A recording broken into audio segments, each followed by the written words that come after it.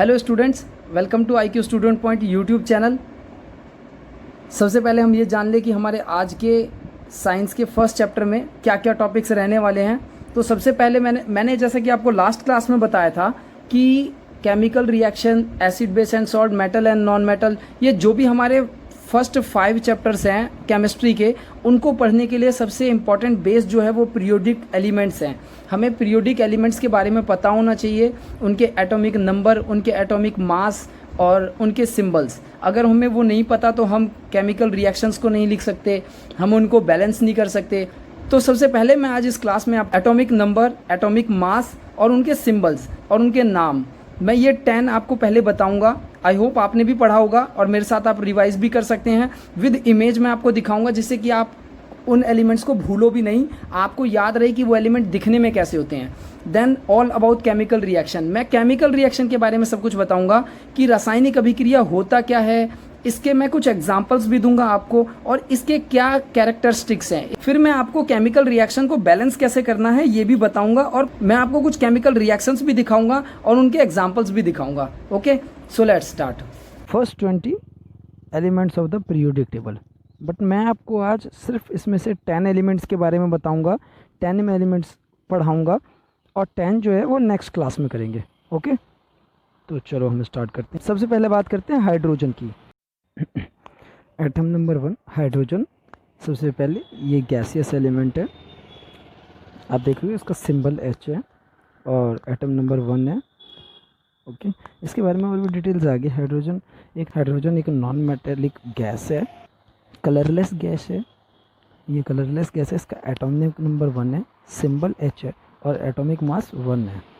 0.008 को याद करने की ज़रूरत नहीं है, आपकी क्लासेस में अभी पॉइंट के 1 डिजिट बाद तक ही करना होगा, तो वो 0.0 का कोई मतलब नहीं है, मीन्स 1 है। इलेक्ट्रॉनिक कॉन्फ़िगरेशन वजनेस 1 है, ये आपने 9th में पढ़ा होगा इलेक्ट्रॉनिक कॉन्फ़िगरेशन, सो आपको पता होगा। एंड ग्रुप जो है, ग्रुप को हम S ब्लॉक ग्रुप है। हमारे पीरियोडिक टेबल्स में ग्रुप हैं, वहाँ पर S block, P block, different blocks हैं। मैं इसके लिए भी एक इमेज पेस्ट कर दूंगा एट द एंड में। सेकंड एलिमेंट हमारा हीलियम है, एटॉमिक नंबर जिसका कि 2 है। और हीलियम को आपने ज़्यादातर देखा होगा कि गुब्बारों में जो गैस भरी जाती है और गुब्बारे उड़ते हैं, वो हीलियम की वजह से ही। हीलियम का एटॉमिक नंबर 2 है, सिंबल He है और एटॉमिक मास 4 है। इलेक्ट्रॉनिक कॉन्फ़िगरेशन 1s2 है। लिथियम एटॉमिक नंबर 3 है और ये आप पिक्चर में लिथियम देख सकते हैं। लिथियम ये ऐसा होता है। लिथियम एक रिएक्टिव सिल्वर मेटल है, एटॉमिक नंबर 3 है, सिंबल Li है, एटॉमिक मास 6.94 है और इसको ज़्यादातर बैटरी में भी यूज़ किया जाता है। बेरिलियम की बात करें तो बेरिलियम, ये आप पिक्चर देख सकते हैं, ये है बेरिलियम, इसका एटॉमिक नंबर 4 है, सिंबल Be है, एटॉमिक मास 9 है। ओके, देन नेक्स्ट की बात करें तो बोरॉन 5th नंबर पे आता है। बोरॉन, ये है बोरॉन एक ग्रे सॉलिड एलिमेंट है, एटॉमिक नंबर जिसका कि 5 होता है, symbol B and atomic mass 10.81 होता है। ओके, आगे बढ़े तो है कार्बन तो आप सब जानते ही होंगे। कार्बन, ये हमारे कोल में भी कार्बन होता है। कार्बन बहुत सारे फॉर्मों में होता है। ओके, डायमंड में भी होता है, ग्रेफाइट में भी होता है और भी बहुत जगह होता है। एटॉमिक नंबर 6 है, सिंबल C है और एटॉमिक मास 12 है। नाइट्रोजन गैस, ये आप देख पा रहे हो कि नाइट्रोजन कलरलेस गैस है अंडर द ऑर्डिनरी कंडीशन में कलरलेस होता है। एटॉमिक नंबर इसका 7 होता है, सिंबल N होता है और एटॉमिक मास 14 होता है। फिर बात करें ऑक्सीजन की, तो हम सभी सांस ऑक्सीजन में लेते हैं, ऑक्सीजन इन सिलेंडर में भरा हुआ है। Oxygen is also colourless gas, ये भी एक कलरलेस गैस है, इसमें कोई कलर नहीं होता। ये लिक्विड, जब ये इसको कंप्रेस्ड किया जाता है तो ये लिक्विड जो है ब्लूइश कलर का होता है। एटॉमिक नंबर 8 है, सिंबल O है और मास 15.99 यानी कि 16.00 मान के चलते हैं हम, ये है 16.0 है। फिर 9th पे बात करें तो फ्लोरीन ये आप पिक्चर में देख पा रहे होंगे, ये है फ्लोरीन। ओके, फ्लोरीन एक येलो कलर का लिक्विड है एंड ब्राइट येलो कह सकते हैं उसे। एटॉमिक नंबर 9 है, सिंबल F है और एटॉमिक मास 18.99 है। जिसको कि रफली 19 भी कहा जा सकता है। फिर लास्ट आज के लिए एलिमेंट जो है वो 10th नंबर नियॉन है, एटॉमिक नंबर 10 है, सिंबल Ne है, एटॉमिक मास 20.17 है। ओके, और ये पी ब्लॉक में मिलता है, नोबल गैस है। नोबल गैस मीन्स अक्रिय गैस जो किसी के साथ रिएक्शन नहीं करता है। ओके, तो आते हैं अब हम केमिकल रिएक्शन पे। रासायनिक अभिक्रिया। रासायनिक अभिक्रिया क्या है, मैंने आपको लास्ट क्लास में रासायनिक अभिक्रिया की एक काफ़ी सिंपल डेफिनेशन बताया था, तो आप उस क्लास को ज़रूर देख लो। अगर आप फर्स्ट क्लास नहीं देखोगे तो आपको सेकंड क्लास अच्छे से समझ में भी नहीं आएगा। तो कुछ हम एग्जांपल्स की बात करते हैं केमिकल रिएक्शन के, कि केमिकल रिएक्शन होता क्या है। तो जैसे कि हमारा फूड डाइजेशन, भोजन का पचना, श्वसन यानी कि रेस्पिरेशन, जो हम सांस लेते हैं, हमारी बॉडी में जो ग्लूकोज प्रोड्यूस होता है तो उसको रेस्पिरेशन कहते हैं। तो श्वसन, लोहे पर जंग लगना, मैग्नीशियम फीते का जलना, जो कि आपके चैप्टर में फर्स्ट एग्जांपल ही मैग्नीशियम रिबन के magnesium burning of magnesium ribbon जो बताया है, वो उसी एग्जांपल की यहाँ पर बात की गई है। मैग्नीशियम रिबन का जलना जो है ये भी एक केमिकल रिएक्शन है। दही का बनना भी एक केमिकल रिएक्शन है। इसमें आप ये बायोलॉजिकल नहीं सोच सकते हो, ये भी केमिकल रिएक्शन है। केमिकल चेंज के बाद दूध दही में बनता है। ओके, तो ये सारे हमारे केमिकल रिएक्शंस के एग्जांपल्स हैं जो हमारे रियल लाइफ से रिलेटेड हैं। ओके, तो अब हम आगे बात करते हैं कि केमिकल रिएक्शन में हम अब हम केमिकल रिएक्शन का नामकरण करते हैं, यानी कि नोमेनक्लेचर। रिएक्शन है तो उसमें जो हमारा कंकालिक है स्केलेटन केमिकल रिएक्शन है, जो कंकालिक समीकरण है, उसका नाम क्या होता है। तो सबसे पहले मैं आपको बता दूं, जो लेफ्ट हैंड साइड को होता है, उसे अभिकारक बोलते हैं, यानी कि रिएक्टेंट बोलते हैं। और जो राइट हैंड साइड होता है उसे हम प्रोडक्ट बोलते हैं। यानी कि हम हमेशा जो रिएक्टेंट्स हैं, जो अभिकारक हैं, जो रिएक्शन में पार्टिसिपेट ले रहे हैं, उनको हम लेफ्ट हैंड साइड पे रखते हैं, और जो भी हमें प्रोडक्ट मिलता है आफ्टर रिएक्शन उसे हम राइट हैंड साइड पे रखते हैं। तो जिसको कि हम उत्पाद बोलेंगे, तो हम राइट हैंड साइड ऑलवेज उत्पाद को रखते हैं, मीन्स प्रोडक्ट को रखते हैं। तो जो भी हमें रिएक्शन के बाद मिलता है उसे हम उत्पाद बोलते हैं, जिसको कि हम RHS साइड रखते हैं। ये थंब रूल है एक तरह से, हम ऐसा ही जनरली करते हैं, स्टैंडर्ड रूल है ये। इसको हम डायरेक्शन ऑफ रिएक्शन बोलते हैं, जिस साइड रिएक्शन मूव कर रहा है, यानी कि A और B आपस में A और B मिले और वो रिएक्ट होकर के उन्होंने C और D प्रोड्यूस किया। तो ये डायरेक्शन हमें ये बता रहा है कि पहले A और B थे, बाद में C और D आए हैं। इसको डायरेक्शन ऑफ रिएक्शन बोलते हैं, यानी कि रिएक्शन की दिशा ये रिएक्शन की यानी कि रासायनिक अभिक्रिया की दिशा बताता है। और ये ट्रायंगल जो है ये टेम्परेचर के लिए यूज होता है कि किसी भी टेम्परेचर के प्रेजेंस में ये रिएक्शन हुआ है। ये ट्रायंगल इस चीज का सिंबल है। ओके, सो आई होप आप केमिकल रिएक्शन के नोमेनक्लेचर को समझ गए होंगे। तो हम आगे बढ़ते हैं। तो अब जैसा कि मैंने आपको बताया था कि मैं आपको केमिकल रिएक्शंस के एग्जांपल्स भी दूंगा। तो यहाँ पर जैसा कि मैंने पहले भी आपको बताया था कि हाइड्रोजन प्लस ऑक्सीजन, ये हाइड्रोजन और प्लस ऑक्सीजन रिएक्टेंट्स हैं, यानी कि अभिकारक हैं। और ये हाइड्रोजन और ऑक्सीजन जब रिएक्ट हो जाते हैं तो ये बाद में उत्पाद बनते हैं, जैसा कि आप यहाँ पर देख पा रहे होंगे। और यहाँ पर डायरेक्शन ऑफ रिएक्शन इस साइड को आएगा, और ये हमारा RHS है, राइट हैंड साइड है, एंड ये हमारा LHS है, जैसा कि मैंने आपको अभी बताया था बिल्कुल। तो ये राइट LHS में हमारे दो अभिकारक हैं, यानी कि रिएक्टेंट्स है, ऑक्सीजन और हाइड्रोजन, जो कि आपस में दोनों रिएक्ट होंगे। और हाइड्रोजन का सिंबल आप यहाँ पर देख पा रहे होगे, ये H2 की फॉर्म में है, वो H1 H2, ये दो हाइड्रोजन यहाँ पर है और दो हाइड्रोजन यहाँ पर है। और यहाँ पर सिंगल O2 है, ऑक्सीजन का मोलिक्यूल है। यहाँ पर ये डायरेक्शन ऑफ रिएक्शन है हमारा। और O2 जो हमारा O2 है वो ब्रेक डाउन हो जाता है, और सिंगल O दो हाइड्रोजन के मोलिक्यूल के साथ रिएक्शन होकर के H2O फॉर्म करता है। यहाँ पर ये रहा H2O और ये भी रहा एक H2O। जो हम पानी पीते हैं उसका फॉर्मूला H2 होता है। और ये अगर हम यहाँ पर हम ब्लू से हाइड्रोजन को डिनोट कर रहे हैं एंड रेड से ऑक्सीजन को डिनोट कर रहे हैं, और ये हमारा H2O फॉर्म हो गया है। ओके, ये लिक्विड फॉर्म में होता है। ये हम जब भी रिएक्शन लिखेंगे तो उसके नीचे हम उसके स्टेट को भी लिखते हैं कि ये गैस फॉर्म में है या फिर सॉलिड फॉर्म में है या लिक्विड फॉर्म में है। तो इस टाइप से हम अपने जो केमिकल रिएक्शन है इनको स्पेसिफाई करते हैं कि ये और ज़्यादा क्लियर हो पाए पढ़ने वाले के लिए।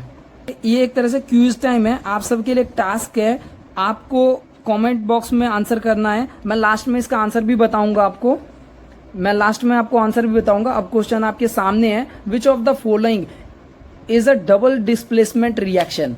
आई होप आपको क्लियरली दिख पा रहा होगा, which of the following is double displacement reaction. यहाँ पर 5 रिएक्शंस हैं, A, B, C, D, E। इनमें से आपको बताना है कि डबल डिस्प्लेसमेंट रिएक्शन कौन है।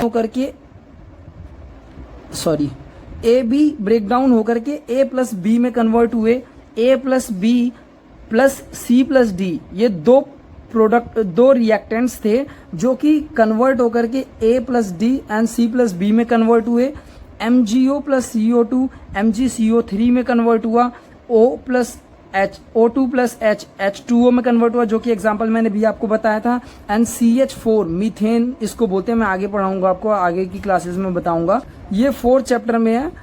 और CO2 एक कार्बन डाइऑक्साइड की प्रेजेंस में ये रिएक्शन करता है और carbon dioxide plus H2O release करता है। तो ये रिएक्शन, अब इन 5 में से कौन डबल डिस्प्लेसमेंट रिएक्शन है, द्विविस्थापन अभिक्रिया है, ये आपको बताना है। मैं आंसर आपको लास्ट में दूंगा। तो अब हम आते हैं character of the chemical reaction पे। केमिकल रिएक्शन के जनरली 4 फेमस कैरेक्टर्स हैं। चेंज इन द स्टेट, अवस्था में परिवर्तन होना। केमिकल रिएक्शन का साइन हमें वहां मिलता है जहां भी अवस्था में परिवर्तन आता है। मीन्स अगर कोई हमारा सॉलिड है वो लिक्विड में कन्वर्ट हो जाए तो हम ऐसा मानेंगे कि वहां पर केमिकल रिएक्शन हुआ है। अगर कोई लिक्विड है वो गैस में कन्वर्ट हो जाए तो वहां पर केमिकल रिएक्शन हुआ है। और अगर कोई गैस लिक्विड में कन्वर्ट हो जाए तो वहां पर भी कोई केमिकल रिएक्शन हुआ है। तो चेंज इन स्टेट हमें ये बताता है कि वहां केमिकल रिएक्शन हो रहा है। और चेंज इन कलर, अगर किसी चीज के कलर में चेंज हो तो अपने आप तो चेंज नहीं होगा, वो जरूर किसी चीज के साथ मिला है, रिएक्ट हुआ है, तभी उसका कलर चेंज हुआ है। जैसे कि आयरन की बात करें तो लोहा नॉर्मली शाइनी होता है, चमकदार होता है, बट अगर उसको हवे में हम छोड़ देंगे तो नॉर्मली लोग कहेंगे यार इसमें कोई रिएक्शन नहीं हुआ। बट एयर में जो ऑक्सीजन प्रेजेंस है और वाटर यानी कि नमी जो प्रेजेंस है उसकी वजह से उसमें जंग लग जाता है, वो भी एक रिएक्शन का पार्ट है। रस्टिंग बोलते हैं उसे, जंग लगना। और इवोल्यूशन ऑफ गैस, किसी चीज कहीं से गैस निकल रहा है तो जरूर कुछ रिएक्ट हो रहा है जिसकी वजह से गैस रिलीज हो रहा है।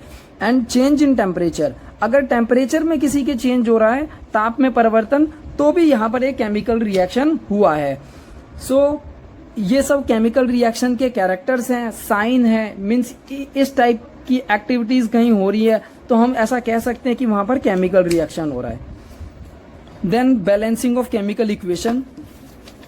तो मैं आपको पहले ये एक एग्जांपल है, मैं एग्जांपल देता हूं। जैसे कि ये Mg magnesium plus N2 nitrogen, ये आपस में रिएक्ट होते हैं और ये प्रोडक्ट बनाते हैं Mg3N2।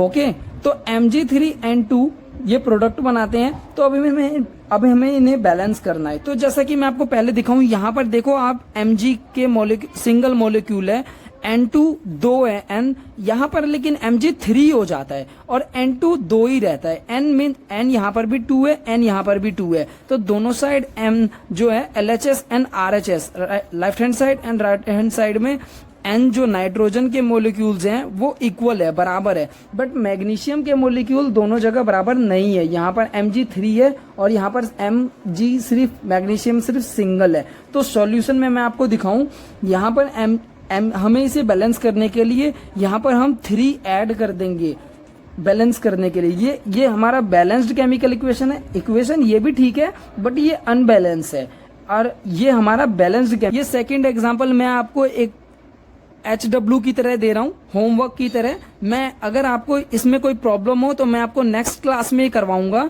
और नेक्स्ट क्लास में मैं आपको इसके बारे में बताऊंगा। अगर कोई प्रॉब्लम हो तो आप मुझे बताना कि आप कर पाए या नहीं कर पाए।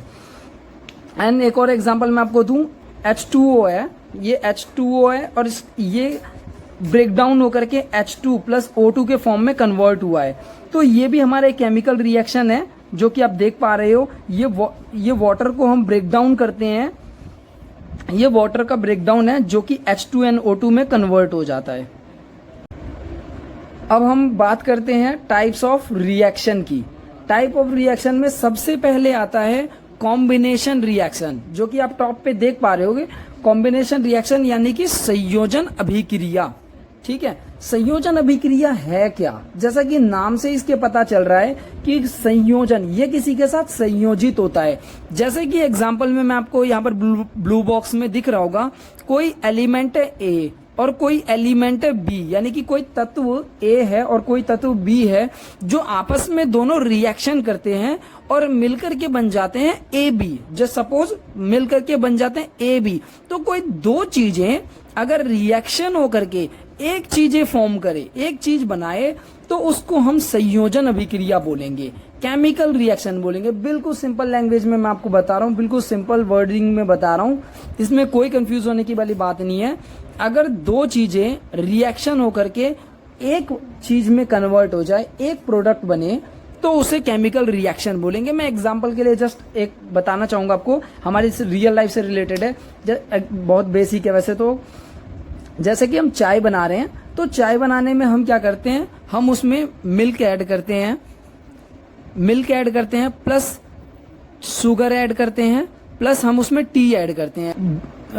दूध, चीनी और चाय, इन तीनों को जब हम मिलाते हैं तो फाइनली में प्रोडक्ट क्या मिलता है? प्रोडक्ट हमें मिलता है सिंगल एक टी मिलता है बस। ठीक है, तो ये मैं जस्ट एग्जांपल के लिए बता रहा हूँ। अगर इसको डेप्थली देखोगे तो इसमें बहुत कुछ मिलता है, हीट भी मिलता है और वेपर भी मिलता है। मैं आपको जस्ट एग्जांपल के लिए बता रहा हूँ कि हमने दो या दो से अधिक चीजें मिलाई और बना क्या? सिर्फ एक चीज टी। तो इस टाइप के रिएक्शन को ना हम केमिकल रिएक्शन बोलेंगे। ओके, ये जस्ट मैंने आपको समझाने के लिए बोला है, इसको रियल लाइफ से रियल केमिस्ट्री से रिलेट मत कर लेना।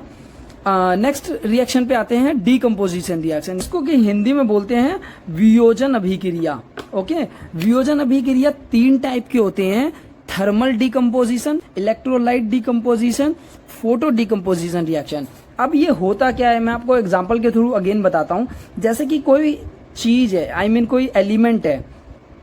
कोई एलिमेंट है ए बी, जो कि आपस में जुड़े हुए हैं। ठीक है, और उसको ना हम कुछ एक्सटर्नल फोर्स लगा करके या कुछ एक्सटर्नल एनर्जी लगा के हम उनको ब्रेक डाउन कर दें, ए और बी में तोड़ दें। कोई ए और बी है जिसको कि हम ब्रेक डाउन करके ए और बी में तोड़ दें, उसको डीकम्पोजिशन रिएक्शन बोलेंगे। अभी मैंने आपको ये दिखाया था कि H2O को कैसे रिएक्शन में हमने ब्रेक डाउन करके H2 अलग कर लिया था और O2 अलग कर लिया था। हमने H2O पर एनर्जी अप्लाई करके इसको डीकम्पोज कर दिया, इसको हमने ब्रेक डाउन कर दिया। इसी रिएक्शन को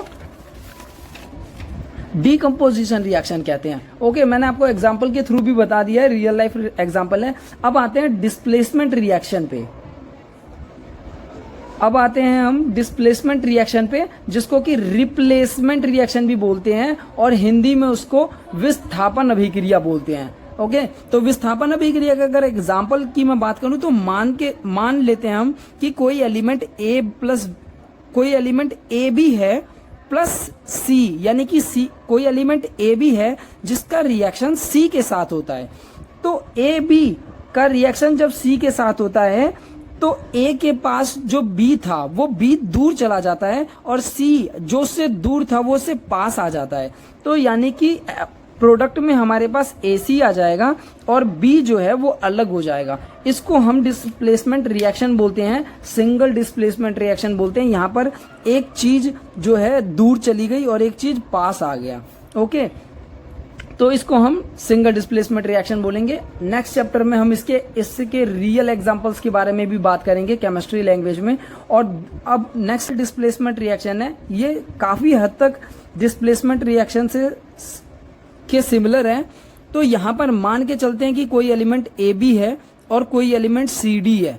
AB और CD का जब रिएक्शन होता है तो B A को छोड़ करके D के पास चला जाता है और सी डी को छोड़ करके ए के पास आ जाता है, तो जो ए बी था वो प्रोडक्ट में ए सी बन जाएगा और जो कि सी डी था वो प्रोडक्ट में बी डी बन जाएगा। जो बी यहाँ पर था वो यहाँ से यहाँ पर आ चुका है और जो सी यहाँ पर था वो यहाँ से यहाँ पर आ चुका है। इसी को जस्ट डबल डिस्प्लेसमेंट, यहाँ पर सिंगल थिंग्स का मूवमेंट हुआ था, यहाँ पर एक्सचेंज हो गया है दो बॉडी के बीच में, इसको डबल डिस्प्लेसमेंट रिएक्शन बोलेंगे। नेक्स्ट रिएक्शन पे आए तो ऑक्सीडेशन रिएक्शन, जिसको कि उपचयन अभिक्रिया भी बोलते हैं। ऑक्सीडेशन रिएक्शन में ऑलवेज ऑक्सीजन यानी कि O2 की इंक्रीमेंट होती है। प्रोडक्ट में ऑक्सीजन का इंक्रीमेंट होगा, उसको ऑक्सीडेशन बोलेंगे। लाइक आयरन में रस्टिंग लगना या फिर कॉपर में रस्टिंग लगना या फिर एल्युमिनियम में रस्टिंग लगना, उसको ऑक्सीडेशन रिएक्शन बोलेंगे। फिर सिक्स्थ रिएक्शन की बात करें तो रिडक्शन, इसमें ऑक्सीजन का लॉस होता है, जिसको कि हिंदी में अपचयन अभिक्रिया भी बोलते हैं। यहाँ पर एक रियल एग्जाम्पल है, अपचयन और उपचयन दोनों के एग्जाम्पल्स हैं। ये रिडक्शन है अपचयन और ये ऑक्सीडेशन है यानी कि उपचयन। जो यहाँ पर आप देख सकते हो, यहाँ पर Fe2O3 आयरन ऑक्साइड है जो कि Fe में कन्वर्ट हो गया है, यानी कि Fe जो इसका है वो ऑक्सीजन लॉस हुआ है यहाँ पर। और 3CO यानी कि यहाँ पर कार्बन मोनोऑक्साइड था तो यहाँ पर कार्बन डाइऑक्साइड हो गया है, यानी कि यहाँ पर कार्बन के जो ऑक्सीजन के मोलिक्यूल्स हैं वो बढ़ गए हैं। तो इस ऑक्सीजन के मोलिक्यूल्स को बढ़ने को हम ऑक्सीडेशन बोलते हैं। जैसा कि मैंने आपको पहले ही बताया था, ऑक्सीजन का बढ़ना ऑक्सीडेशन यानी कि उपचयन होता है। इसको कंफ्यूज मत कर लेना, काफी सिमिलर ये वर्ड है, अपचयन और उपचयन। उपचयन में ऑक्सीजन बढ़ता है, मैं अगेन एक बार रिपीट करता हूँ, उपचयन में ऑक्सीजन बढ़ता है और अपचयन में ऑक्सीजन घटता है, यानी कि यहाँ पर ऑक्सीजन का लॉस होता है। तो देखो रिडक्शन जो रेड वाला है, रिडक्शन में देखो आयरन ऑक्साइड का जो ऑक्सीजन था वो उससे लॉस हो चुका है, खो चुका है। जबकि उपचयन में, जबकि ऑक्सीडेशन में ऑक्सीजन यहाँ पर मोनो ऑक्सीजन था, यहाँ पर डाई ऑक्सीजन हो चुका है। ओके, तो आई होप आप समझ गए होंगे। Thanks for watching this and God bless you all.